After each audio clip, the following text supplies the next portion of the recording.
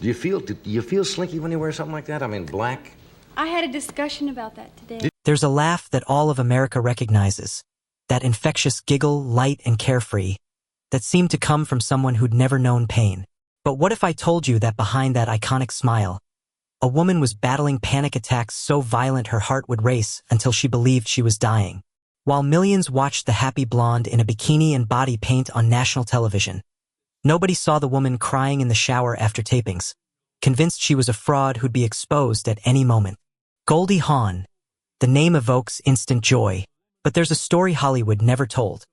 The story of a ballerina rejected for being too blonde, of a go-go dancer ashamed of what she'd become, of the woman the entire world called dumb, who answered with an Oscar. Before we reveal the untold story behind Hollywood's most famous giggle, subscribe to this channel and help us reach 10,000 subscribers. You won't believe what you're about to discover. Goldie Hawn's childhood home in Tacoma Park, Maryland, was filled with music, but it wasn't the joyful kind. It was her mother's voice, sharp with instruction, reminding Goldie that pretty girls were a dime a dozen, but talented girls, disciplined girls, those were the ones who survived. From the age of 3, Goldie was enrolled in ballet classes. Not because she asked for them, but because Laura Hawn had decided that her daughter would have the opportunities she never did. The ballet studio became a place of mirrors that reflected every flaw, every wobble, every imperfect arabesque. I learned discipline, Goldie admitted in interviews, but I also learned that I was never quite good enough. By her early teens, Goldie had developed something else alongside her dance skills: anxiety.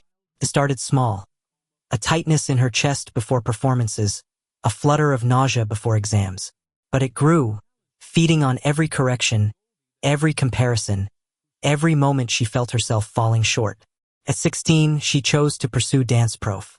Finally, she enrolled at American University, but her real education was happening in the dance studios and small theater companies of Washington, D.C. The professional dance world had no use for girls who looked like her. "You're too blonde," one choreographer told her. "Too bouncy," said another. Each rejection carved a little deeper. Then came the go-go boots. In 1964, at 19, Goldie took a job that would become a source of both shame and strength. She became a go-go dancer in a club where men drank too much and the platform she danced on was sticky with spilled beer. "It was humiliating," she later recalled. After years of ballet training, she was reduced to eye candy. Some nights she'd catch sight of herself in the club's mirrors and the shame would rise like bile in her throat. But she needed the money. More than that, she needed to survive. If you're shocked by what you're learning, smash that subscribe button now. Help us hit 10,000 subscribers and keep uncovering these powerful untold stories. By 1967, Goldie was 22 and still waiting tables between dance gigs. Then came the audition that changed everything. Rowan and Martin's Laugh-In was looking for dancers for a new comedy variety show. She showed up anxious, surrounded by dancers far more polished and confident. But when the music started, instead of performing careful ballet movements, Goldie let loose.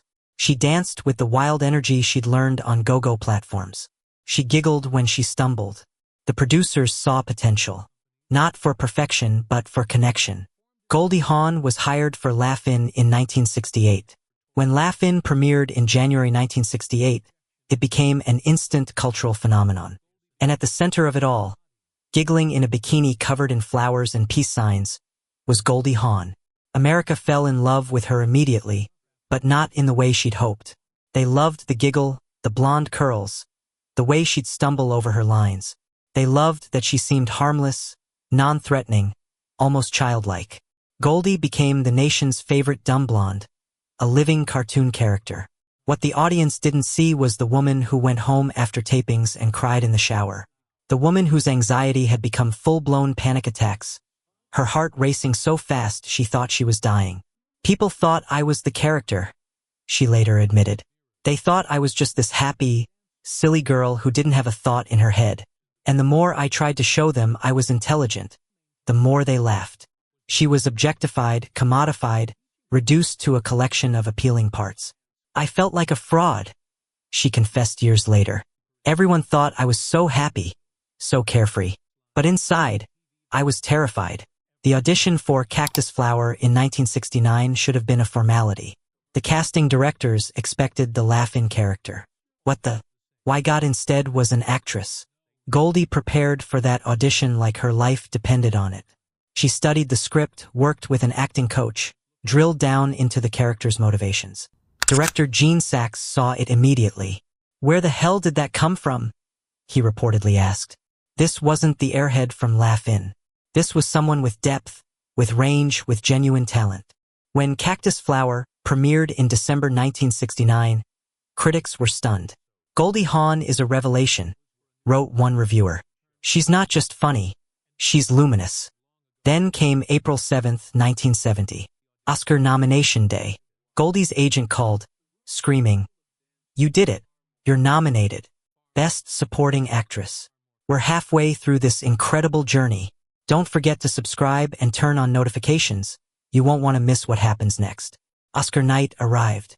Goldie sat in the Dorothy Chandler Pavilion, her heart hammering. And the Oscar goes to Goldie Hawn, Cactus Flower. At 24 years old, the girl they dismissed as eye candy had just beaten some of the most respected actresses in Hollywood. Her acceptance speech was brief and emotional. "I want to thank everyone who said, 'No, you can't,' because you made me say, 'Yes, I can.'" But winning the Oscar didn't end the fight. Hollywood still wanted the giggle back. They offered her bimbo secretaries and ditzy girlfriends. Goldie turned them down. In 1980, she made the boldest choice of her career. She didn't just star in Private Benjamin. She produced it. A woman in 1980 producing and starring in her own film? Hollywood laughed, until Private Benjamin earned over $100 million and another Oscar nomination. The dumb blonde wasn't just acting. She was building an empire. While Goldie conquered Hollywood, her personal life unraveled.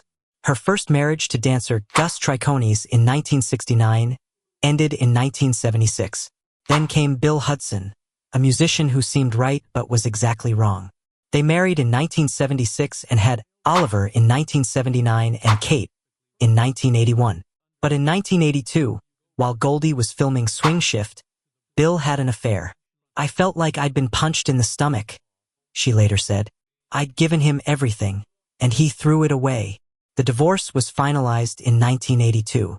Goldie was 37, a single mother of two, convinced she was done with love forever. Her face shows her age and she's unapologetic. "I've earned these lines," she said.